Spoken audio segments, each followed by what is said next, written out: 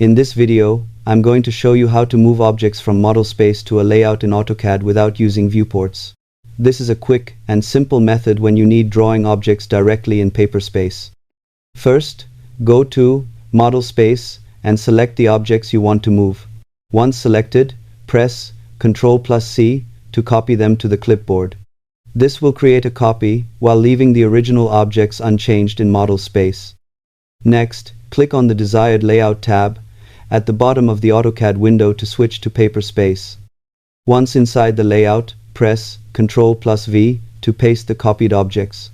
You can then click anywhere in the layout to place them in the desired location. This method is useful for title blocks, notes, details, or any drawing elements that need to exist directly in the layout rather than inside a viewport. It provides a fast way to transfer content between spaces and can help simplify your workflow. Thanks for watching, and happy drafting in AutoCAD.